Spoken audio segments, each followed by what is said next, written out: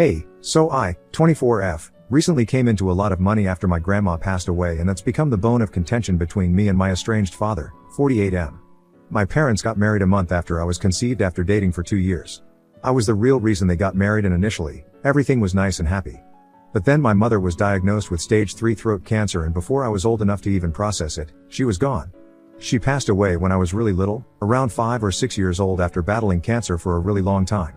After that, it was an uphill climb for all of us emotionally, because it was really difficult to process a loss like that since my mother was very young and so was I.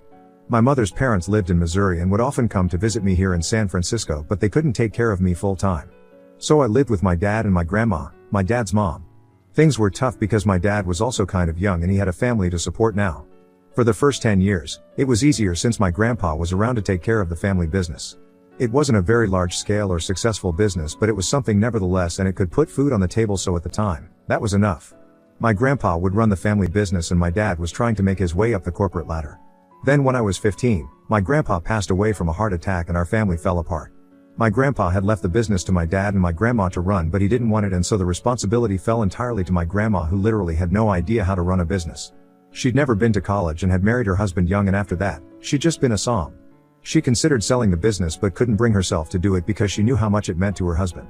She couldn't sell it because of her sentimental attachment to it, and that led to a lot of problems between her and my dad, who wanted to sell it and move into a bigger apartment and a more upmarket address so he'd be able to impress his business associates with it. After a lot of fighting, my grandma told him that he could ditch the business if he wanted to, but she wasn't going to sell. Somehow, we managed to rope in my maternal grandparents to buy out my dad's share so he could be rid of it all, but we'd still keep the business within the family, and they agreed to it because they'd always been on good terms with my grandma. But that wasn't an end to all of our problems like we'd expected it to be, and in fact, it was just the beginning. Like I said, my grandma had no idea how to run a business, and so it was really difficult for her to keep it up and running. She was thankful that some of my grandpa's employees had still stuck around and were trying to help her when a lot of them quit after my grandpa died. Honestly, can't blame them either, because in the first couple of years, my grandma wasn't very good and things were going really badly for us. I was just 15, so obviously I was of no help. My dad used to live with us, but he was of no help to us whatsoever. Every time my grandma would try to ask him for advice or help, he would shut it down and get mad because he didn't want to hear about it, and his only solution to any business-related problems was to just sell it off and let it go. But at that point, we couldn't even do that because the business was doing so badly. It wasn't profitable enough for someone to even buy us out, and we were a local, small-scale business, so it was getting harder and harder for us to keep up. My dad was of no help and the employees were quitting left and right, but in spite of all of that, my maternal grandparents tried to be supportive and even offered to involve more people to fund the business, but my grandma refused because she couldn't put more money at risk back then. Things got even worse when, after a year, my dad met a woman at work and moved in with her, so now my grandma and I were completely on our own because he wouldn't even come back home to us. He would send us some money occasionally, but we were literally living hand to mouth by then. He didn't take me with him to live with his new girlfriend because she wasn't comfortable with the idea of having to live with his ex-wife's teen daughter. My dad would come by once a week for dinner with the family, but even then, he wasn't all there with us and would either be on the phone or just silently eat his dinner and then leave. It was clear to me then that he was just doing it as an obligation, but he didn't want to spend any time with me or his mother at all. At 15, I finally gave up any hopes of my father ever stepping up and being a good dad to me. Until then, I'd still hoped and prayed that someday we might have a good relationship, but after he moved in with his girlfriend, I gave up because that was never going to happen. Then a couple of weeks before my 18th birthday, he proved me right by cutting ties with us entirely. He eloped with his second wife and didn't even bother to tell us in person. He sent us an email to inform us that he was moving to NYC with his wife and said that he didn't want us contacting him anymore. I was not going to be a minor anymore in just a few weeks, so he had no legal obligations tying him down anymore. I wasn't surprised in the slightest, but my grandma was disappointed, so I had to be strong through it all for the both of us. He'd blocked me and my grandma so we couldn't contact him, and I think he'd even changed his number. I was mostly worried about how I was going to pay for college because I really couldn't afford a student loan given how ridiculously difficult they are to pay off in the future. I already knew I wanted a business degree and my grades were decent too, so I was desperate to go to college and learn things that would help me and my grandma in the real world. I'd already been doing a lot of research and homework on how to restart the business, which had been nothing but a huge liability so far, and we'd made it even worse somehow. Financially, we were doing pretty badly, and now it was about to get worse because my dad had left. We could have asked for help from my maternal grandparents, but they'd already helped us out with the business and we couldn't just keep on asking them for more. Both of them were retired teachers and it wasn't like they had a fortune to spend either. I just couldn't sit by and let that happen, so as a last resort, I decided to take matters into my own hands instead of waiting for someone to come along and fix things for me. I was supposed to start college in the fall, but a couple of months before that, around the same time as my birthday, I decided that I was going to go online and try to promote our family business. I can't say exactly what we deal in because that might make us easier to track, but it's something that appeals to women mostly. We did have a business page, but it was useless and mostly inactive because with school and household chores that my grandma couldn't do due to her age, I didn't have the time to look after that as well, and my grandma wasn't very good with social media.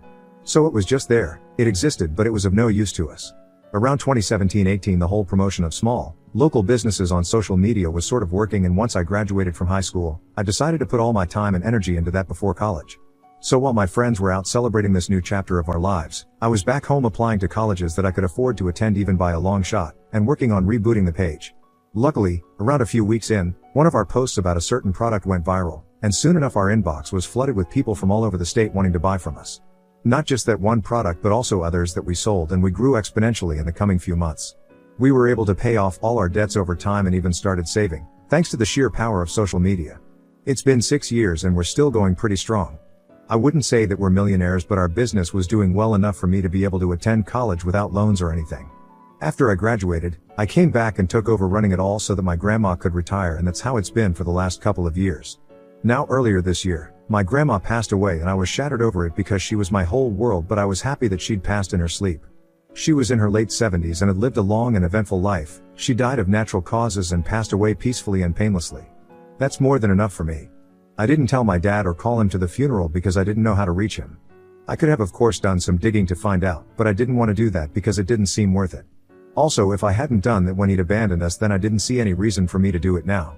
It's been several months since my grandma passed, and recently, I was informed of her will.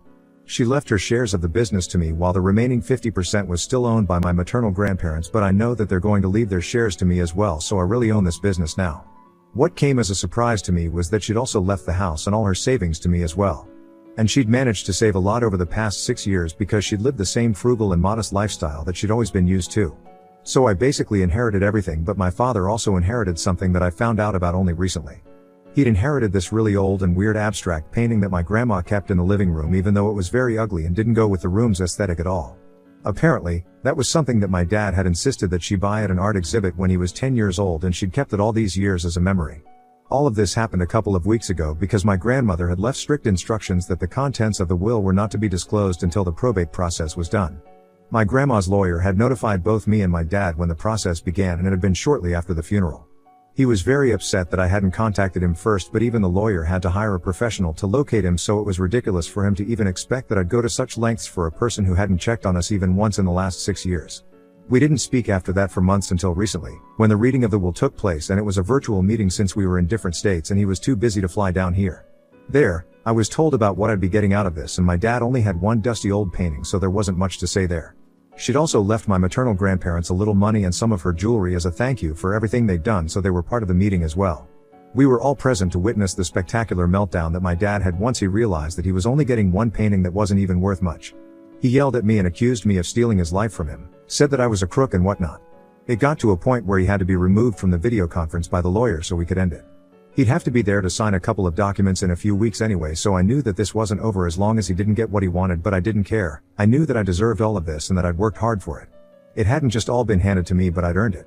Throughout college, I would make sure to teach my grandma all she needed to know, and sometimes we'd even end up on calls at odd hours so that she could consult with me before making any financial decisions. So I was not only keeping my grades up, but I was also working on keeping the business up and running.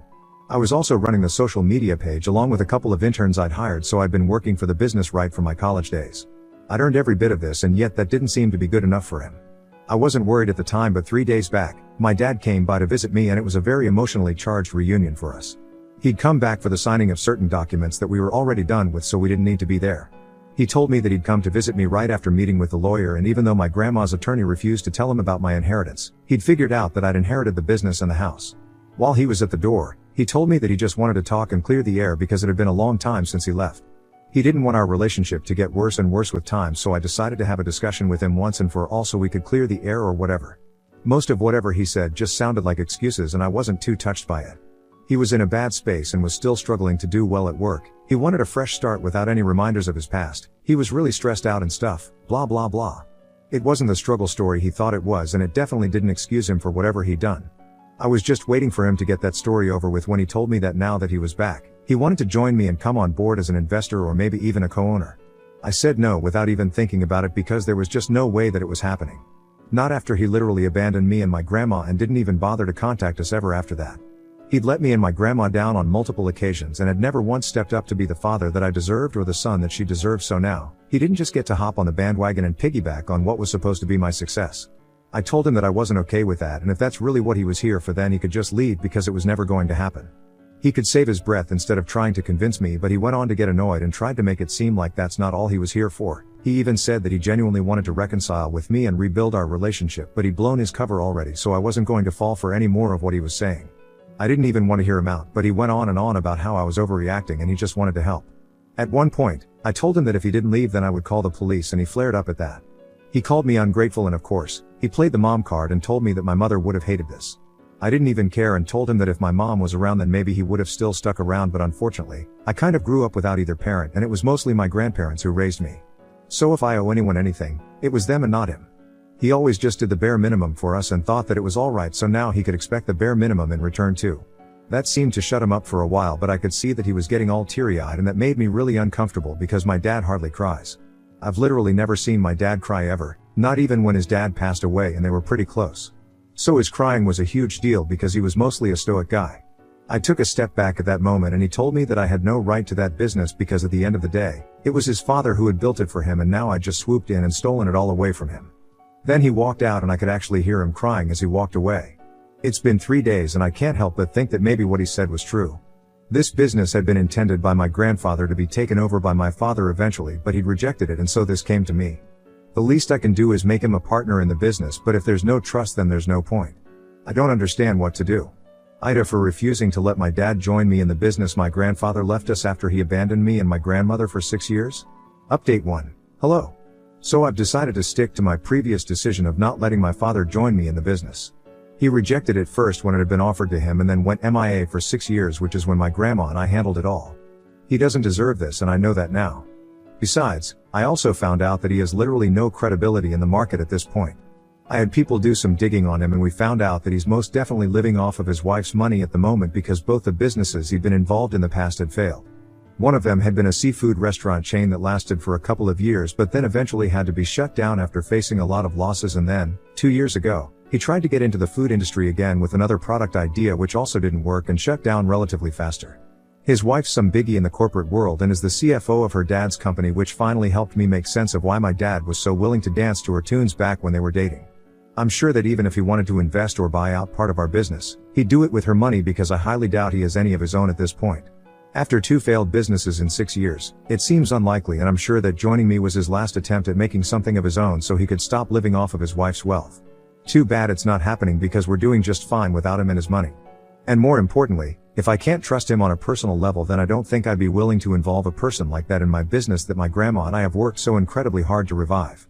I'm glad that I posted about it here because a couple of the comments were really brutal with the reality check. I was allowing him to gaslight me into believing that he had any right over the business now after he'd sold his shares so long ago. All that emotional manipulation almost got to me, but I'm lucky I didn't break. So anyway, that's not happening anymore and I hope he doesn't come back to try and change my mind either. Update 2. Hey, everyone. My dad flew back to NYC last Monday and today's Wednesday, so a significant amount of time has passed since he left, but unfortunately he's still holding out hope that maybe I'll let him become a partner or something. He texted me from a number I didn't have saved so he could talk to me without getting blocked. Yet again, he asked me if I'd reconsidered my stance on his proposal, and when I said no, he replied by saying that I was being unreasonable and that this would only help my business grow exponentially. I don't think that's true in the first place, and even if it was, I still wouldn't let him come on board. I have zero trust in him and I don't respect him as a person. I texted him these exact things to let him know just how much I didn't want him as a business partner. I also told him that I was aware of his failed businesses in the past and that he depended on his wife to fund him. So technically, it wasn't even his money that I was refusing, it was his wife's. The bottom line was that no matter how much he offered, he was not going to be made a partner in the business and neither could he join as an investor. He had put in no time or hard work, so the entitlement to expect this from me was ridiculous. I blocked him after saying that and he hasn't been able to contact me since, although I did notice that he was typing something when I blocked him. I really don't want to find out what it was that he was saying because I have A. no interest and B. no time to talk to him. I'm done with this situation and I just wish he'd let it go too. Update 3. So I'm not entirely sure, but I think the drama regarding my dad and the business is over now. I didn't do anything though, it was all him. He made the mistake of spamming my comments with thief, crook and tons of bad reviews. None of which were true, of course. My business depends heavily on word of mouth, so this was really bad for me. And my dad was well aware of it, which is why he did this. It just proved what a huge gold digger and selfish jerk he was, because if he had any respect for his father at all, he wouldn't have tried to sabotage me and the business he built from the ground up. So I filed a case against him for trying to defame me, and that was enough for him to back off, probably because his wife wasn't going to tolerate it and they had a lot to lose if I chose to go public with that information. I've also filed a petition for a protective order against him. I don't know what's going to happen with it though, but he had been harassing me online and I'm sure it would have gone on for a long time if I hadn't initiated legal action against him. Anyway, this is where it ends hopefully. I'm doing great, and even though I do miss my grandma sometimes, I know she'd be proud of me and how far I've come. How far both of us have come, actually. Thank you for being there for me throughout this, because even though you guys don't realize it, Reddit has sort of become a safe space for me during these past few days. Venting to you guys helped me keep my head straight, and I couldn't be more thankful for it.